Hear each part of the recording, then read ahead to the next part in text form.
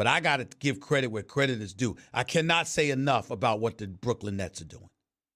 I cannot say enough about what the Brooklyn Nets are doing. It's fantastic. I don't give a damn about them being a game of 2 under 500. That means nothing to me. You go against the Brooklyn Nets, you are going to be in a dogfight. I want to give props to D'Angelo Russell.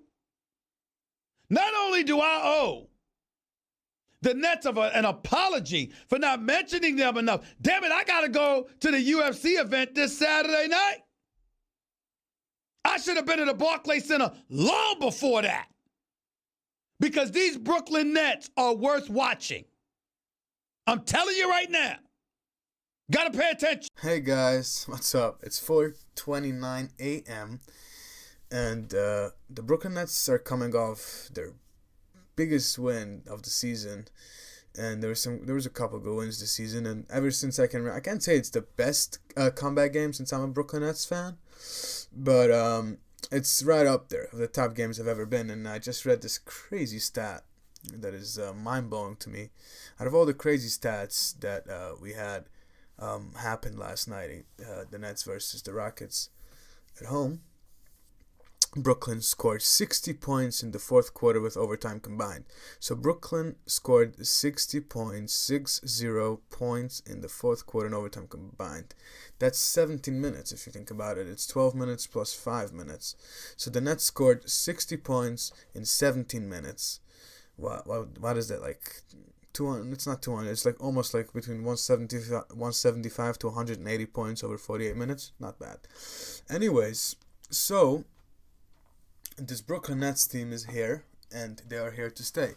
So what I'm trying to accomplish here, I'm trying to tell you guys is, guys, this is not about last night. This is not about the night before when we beat the Boston Celtics. This is not about the 7-game winning streak. This is not about the 8-game losing streak from before. And this is not about last year. This is not about this year. And this is not about next year. I'll explain if I sound too complicated.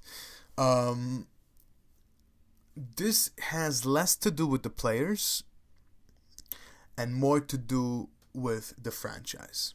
So, I'll explain. Obviously, please don't mistake what I'm saying right now to discrediting the Brooklyn Nets roster. D'Angelo Russell, Spencer Dinwiddie, Rondae Hollis-Jefferson, Jared Allen, Joe Harris, and of course the one that I didn't mention because he's injured, Karis LeVert. But I just named you 6 really solid NBA players. I mean, I can't say 6 all-stars or 6 stars, but man, this team is good, man. This team is pretty deep right now, but it's not the players. Obviously, it's the players, but let's break it down. Spencer Dinwiddie, he was a G League player that the Detroit Pistons gave up on. Joe Harris, he was not sure if he was in G League or if the Cavs kept him on their NBA roster, on their big league roster. But he is a player that another franchise, the Cleveland Cavaliers, had given up on. Jared Allen went 22nd overall in the draft. So we had 21 teams taking other people before him, which I'm not saying he's the best. Obviously not. But he's a top 10 out of that draft. That dude just goes out and blocks whatever he wants. I think he's the best blocking center in the league right now. And for sure the best blocking young center in the league right now. He's a blocking machine. Rondae Hollis-Jefferson. He played today. Wow, I'm shocked. By the way, guys, I got to be honest with you. I did not get to watch this game yet. It's replaying tomorrow in the afternoon. I think it's noon or 1 p.m. when they are going to re-air the game on the Yes Network. I'm going to watch it then because I have to watch this game, obviously. I did not get to watch this game, so I can't really talk about in detail what happened. All I can do is read about this. I already did my research. I watched some highlights. I looking at the stat sheet, which is crazy because this is the first game of the season that I didn't watch. This is the first game in a long time that I didn't watch. I was just whatever. I had some things to do, and I'm kind of pissed off. But so I rushed home because I wanted to, I saw that we were down 7 minutes. I saw that we were down 7 points with a minute and a half to go, about a minute and 35 seconds to go, and it was already in overtime. And I was like, good effort from the team. I didn't expect to win anyways because it's the Houston Rockets and James Harden is just freaking unstoppable right now. So I expected it to be a good game, obviously, because it's always a good game in Brooklyn. But I did not expect for it to go down like that. I did not expect to walk away with a W. I knew it was possible because I know Brooklyn. I've been watching the games and I believe in my team and I'm a big fan. But I didn't expect to win, and I told this to my guy and my boy. He's a Nets fan too, Miggy. Shout out to you, Miggy, if you're listening. So I told you, Miggy, that this was a loss. We both discussed this. We both agreed, actually, that this is probably going to be a loss. But in the back of my mind, I knew that there might be a win. And we might pull it off just because we're Brooklyn. And the way we've been playing lately, and Kenny, and, Brooklyn. So, I knew that it might be a 10% chance that we'll win. And I then, obviously, the thought that if we do win, will become 500 again, since the first time since we were 6-6 in the first 12 of the games of the season. So anyways, we won the game. That's the bottom line. And just a random thought that popped into my head: the last 2 games the Nets played, they won, and it was against the Boston Celtics and against the Houston Rockets. Anyways, this is just amazing what's happening to this team right now. So the point where I'm getting to, that this is to credit Sean and Kenny. I mean, what a job Sean Marks has done. This is not just Sean. This is Sean. This is his entire front office staff, top to bottom, whoever is there. I don't even know.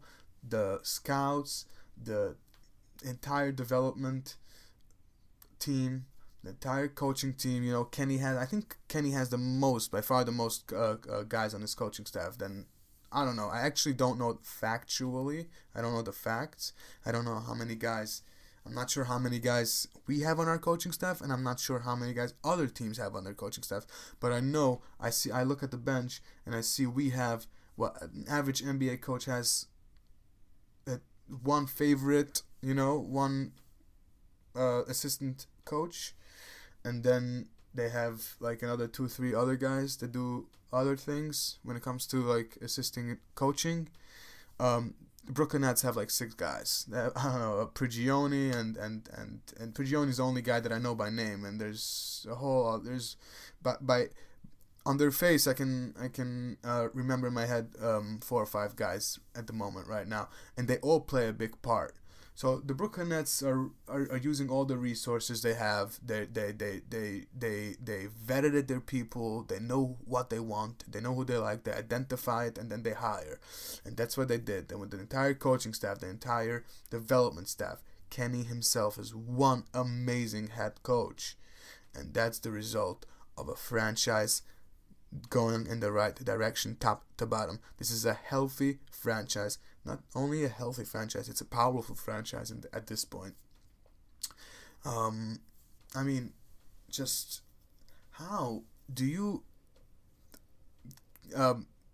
create a winner out of waived players? How? I mean, D'Angelo Russell. I always knew that he was going to be good, but there was a lot of question marks. The way he behaved himself in Los Angeles, and snitching out on Nick Young. Besides, he was never consistent offensively. This is the first. He's still figuring it out. He's not like 100% consistent. He hasn't played. He's only averaging 18 points per game, 18 point something points per game, which if he did play consistently to the level where he is capable of playing, he would probably average more like 24, 25. So, but he's been a lot better. I mean, today he had 10 points. I see they defended him well, or he just had an off night. He shot 36% from the field and 28% from three. But he will give you a night like that. He will give you a night like that once or twice a week. But normally you can expect 24 and 6, I guess, plus, 20 plus, 4 plus, and 6 plus. He's playing better on defense, and the beauty of this Brooklyn Nets team is when D'Angelo has an off night, there's another guy that's going to step up and make the shot. So, I can't tell you exactly what happened. I need to watch it myself. I know that Spencer was clutch again, Spencer Dinwiddie. Guys, Jared Allen, Joe Harris, Spencer Dinwiddie, D'Angelo Russell, Karis LeVert, Rondae Hollis-Jefferson. Look, next year we have $60 million, $70 million to spend. I'm looking forward to that. That I can tell you. Brooklyn don't change. I've heard this. I watched this. I suggest you guys can go check it out. ESPN released on their channel on YouTube. Stephen A. Smith talking about the Brooklyn Nets. The title reads like that. Stephen A.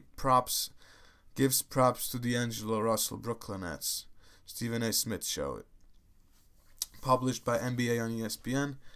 I suggest you all go and watch that video. It's 7 minutes of pure pleasure. Of just, Stephen A. You know how he is. He's just talking about the Brooklyn Nets, real passionate. And he says, I want to apologize for the Brooklyn Nets for not talking about them enough. And I want to apologize for the Brooklyn Nets for not being at enough of their games this year, because they are a team to watch. And you just go watch it. It's a solid video. I love it. Alright, guys, that's it, and let's continue doing it, and I'll talk to you guys soon. Please don't forget to subscribe and like this video if you liked it. And yes, we'll drop your comments what you think, and we will talk soon.